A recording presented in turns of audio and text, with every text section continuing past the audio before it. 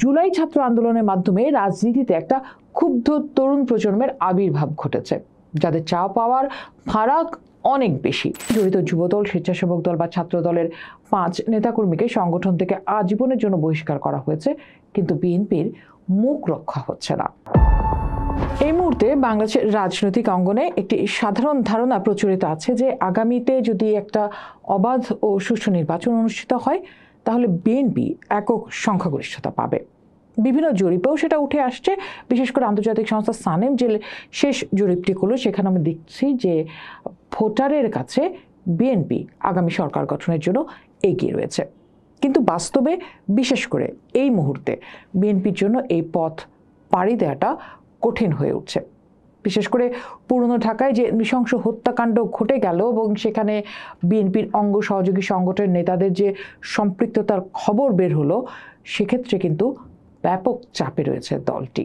আর এই ঘটনায় জড়িত যুবদল, স্বেচ্ছাসেবক দল বা ছাত্র দলের 5 নেতাকর্মীকে সংগঠন থেকে আজীবনের জন্য বহিষ্কার করা হয়েছে, কিন্তু বিএনপির মুখ রক্ষা হচ্ছে না। বরং অভ্যুত্থানের পর সারা দেশে বিএনপির নেতাকর্মীদের বিরুদ্ধে দেশের বিভিন্ন এলাকায় হামলা, খুন, দখল, অর্থ দাবি, আধিপত্য বিস্তার নিয়ে সংঘাত, দলীয় পদ পদবি নিয়ে যে সকল ঘটনা সামনে আসছে, তাতে কিন্তু দলটির বিব্রত হওয়াই বাড়ছে কেবল। রাজনৈতিক বিশ্লেষকরা বলছেন, আগামী জাতীয় নির্বাচন, গুরুত্বপূর্ণ সংস্কার, জুলাই ঘোষণাপত্র সহ কয়েকটি বিষয়ে যখন অন্য দলগুলোর সঙ্গে বিএনপির একটা মতবিরোধ চলছে, সেই সময়ে পুরনো ঢাকার এই হত্যাকাণ্ড বিএনপিকে রাজনৈতিকভাবে বেশ বেকায়দায় ফেলছে। এই হত্যাকাণ্ডকে কেন্দ্র করে রাজনৈতিক অঙ্গনও উত্তপ্ত হয়ে উঠেছে। প্রায় সব রাজনৈতিক দলকে আমরা দেখেছি যে এই ঘটনার নিন্দা জানান, এবং বিএনপি নিজেও এই হত্যাকাণ্ডের তীব্র প্রতিবাদ জানিয়েছে এবং অপরাধীদের দৃষ্টান্তমূলক শাস্তি চেয়েছে। বিএনপি দাবি করেছে এ পর্যন্ত জেলা, মহানগর, থানা, কেন্দ্র মিলে প্রায় 7,000 নেতাকর্মীর বিরুদ্ধে এখনো পর্যন্ত তারা সাংগঠনিকভাবে শাস্তিমূলক ব্যবস্থা নিয়েছেন, নানা অপকর্মের যে খবর তাদের কাছে আসছে তার উপর ভিত্তি করে। কিন্তু এই দাবি এবং তথাকথিত দলীয় শাস্তি দিয়ে বিএনপি তার দায় এড়াতে পারছে কি? দুষ্কৃতিকারীদের অপরাধের দায় দল নেবে না।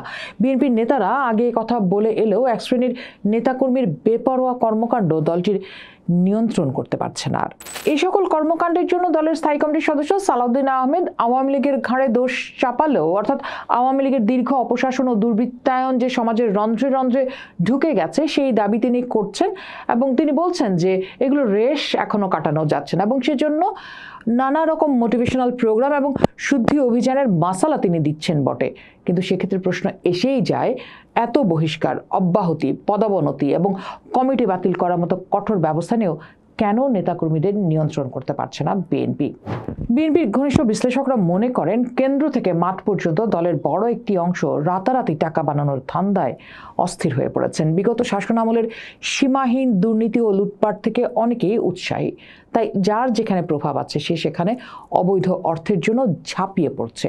এই জন্য এলাকায় আধিপত্য বিস্তার, দখল, চাঁদাবাজি, ঠিকাদার নিয়ন্ত্রণ, এমনকি আরও নানা কর্মকাণ্ড চলছে।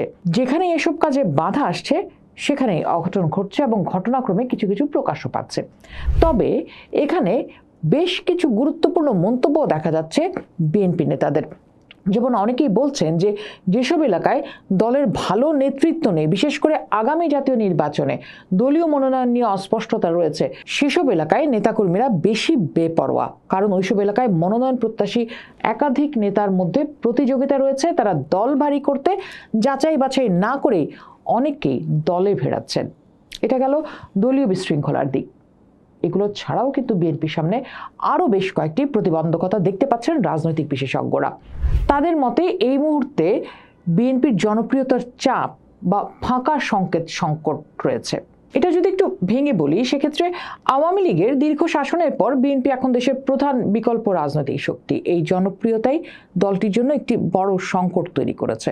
রাজনৈতিক তাত্ত্বিক আর্নেস্তো লাক্লাউয়ের ধারণা অনুযায়ী বিএনপি একটি ফাঁকা সংকেতবাদী চিহ্ন, অর্থাৎ এমটি সিগনিফায়ারে পরিণত হয়েছে।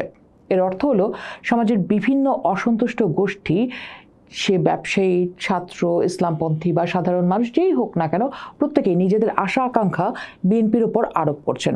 এই বিপুল প্রত্যাশার চাপ সামলানো অত্যন্ত কঠিন। এর ফলে দলের যে কোনো স্তরের নেতাকর্মীর সামান্যতম বিচ্যুতি বা অপরাধের দায় পুরো দলের উপর পড়ছে। পূর্ণ ঢাকায় লালচাঁদ হত্যাকাণ্ড এবং এতে বিএনপির অঙ্গ সংগঠনের কর্মীদের সম্পৃক্ততা এর সাম্প্রতিকতম উদাহরণ। দলটি হাজার হাজার কর্মীকে বহিষ্কার করেও ভাবমূর্তির সংকট কাটাতে পারছে না, কারণ বিরোধী পক্ষ এই ঘটনাগুলোকে বিএনপির সামগ্রিক চরিত্র হিসেবে প্রতিষ্ঠা করতে সক্ষম হচ্ছে। 2014 সাল থেকে ক্রেডিবল নির্বাচনে অংশগ্রহণ না করার ফলে বিএনপির একটা বড় কাঠামোগত দুর্বলতা তৈরি হয়েছে। দলের কোনো নেতার জনসমর্থন কতটুকু তা যাচাই করার কোনো ব্যবস্থা এই মুহূর্তে বিএনপির হাতে নেই। এর ফলে দলের ভেতরে অসংখ্য ছোট ছোট ক্ষমতার ব্লক তৈরি হয়েছে, যেখানে নেতারা ব্যক্তিগত আনুগত্যের ভিত্তিতে নিজেদের প্রভাব বিস্তার করছেন। আমরা দেখছি যে কেন্দ্রীয় নেতৃত্ব যেটি রয়েছে তারাও কোনো ধরনের তথ্য উপাত্ত ছাড়া সিদ্ধান্ত নিতে বাধ্য হচ্ছে, যা দলকে ভেতর থেকে দুর্বল করে দিচ্ছে এবং আভ্যন্তরীণ কোন্দল বাড়ছে। আর এই দুর্বলতা বিএনপির রাজনৈতিক প্রতিপক্ষ খুব ভালোভাবে জানে এবং নির্বাচন পিছিয়ে দিয়ে এই সংকটকে আরও ঘনীভূত করার চেষ্টা করতে পারে, যেটা আমরা এই মুহূর্তে এনসিপি, জামাত, ইসলামী আন্দোলন সহ বেশ কয়েকটি রাজনৈতিক দলের বক্তব্যে খুঁজে পাচ্ছি। আমরা যদি আরেকটি পয়েন্টের দিকে নজর দিই, সেটি হচ্ছে সংস্কার প্রস্তাবের চাপ। ক্ষমতায় যাওয়ার সবচেয়ে সম্ভাব্য দল হিসেবে বিএনপিকে যে কোনো সংস্কার প্রস্তাব বাস্তবায়নের দিকটি মাথায় রেখে কাজ করতে হচ্ছে। একটি কার্যকর সরকার পরিচালনার জন্য তাদের বাস্তববাদী হতে হচ্ছে। অন্যদিকে জামায়াত ইসলামী, এবি পার্টি বা চরমোনাই পীরের দলের মতো দলগুলো, যারা নিকট ভবিষ্যতে সরকার গঠনের আশাই করছে না, তারা অনেক রেডিক্যাল সংস্কারের দাবি তুলতে পারছে। এর ফলে তারা রাজনৈতিকভাবে সুবিধাজনক অবস্থানে থেকে বিএনপিকে চাপ দিচ্ছে এবং বিএনপি যদি তাদের সব দাবি না মানে তবে তারা নির্বাচন বয়কট বা প্রতিহতের হুমকি দিয়ে বিএনপিকে ব্ল্যাকমেইল করার সুযোগ পাচ্ছে। ফলে ছাড় দেওয়ার ক্ষেত্রে বিএনপিকেই এগিয়ে আসতে হচ্ছে। এবং আরেকটা জিনিস যদি আমরা দেখি যে বিএনপি 2006 সালের পর থেকে ক্ষমতার বাইরে রয়েছে, যা প্রায় 2 দশকের কাছাকাছি। এই দীর্ঘ সময় দেশ শাসনের বাস্তবতা, প্রশাসনিক কাঠামো, বৈশ্বিক প্রেক্ষাপটের একটা বড় পরিবর্তন ঘটে গেছে। ফলে দেশ পরিচালনার জন্য যে প্রায়োগিক অভিজ্ঞতা বা গভর্নিং মেমোরি প্রয়োজন তা বিএনপির নতুন প্রজন্মের নেতাদের মধ্যে তৈরি হয়নি। এই অভিজ্ঞতা ছাড়া একটা নতুন সরকার গঠন করলে তা কাঠামোগতভাবে দুর্বল হতে বাধ্য এবং তাদের সফল হওয়ার সম্ভাবনাও চ্যালেঞ্জের মুখে পড়ে। জুলাই ছাত্র আন্দোলনের মাধ্যমে রাজনীতিতে একটা ক্ষুব্ধ তরুণ প্রজন্মের আবির্ভাব ঘটেছে, যাদের চাওয়া পাওয়ার ফারাক অনেক বেশি। বিএনপি ক্ষমতায় এলে এই তরুণদের আকাশ ছোঁয়া প্রত্যাশার চাপ সরাসরি তাদের উপর পড়বে। একই সাথে দলের তৃণমূল পর্যায়ে এক শ্রেণীর নেতাকর্মীরা বেপরোয়া কর্মকাণ্ড নিয়ন্ত্রণ করা প্রায় অসম্ভব হয়ে পড়েছে।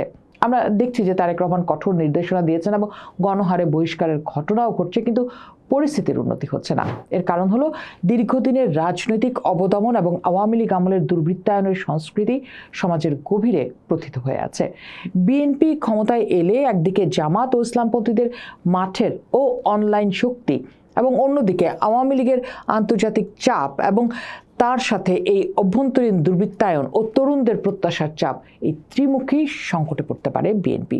এই অবস্থা থেকে বের হওয়ার জন্য রাজনৈতিক বিশেষজ্ঞদের পরামর্শ হচ্ছে বহিষ্কার প্রথা আর কার্যকর নয়, বরং পেশাদার অভ্যন্তরীণ তদন্ত ব্যবস্থা তরুণ ও মেধাবীদের নেতৃত্বে আনতে হবে।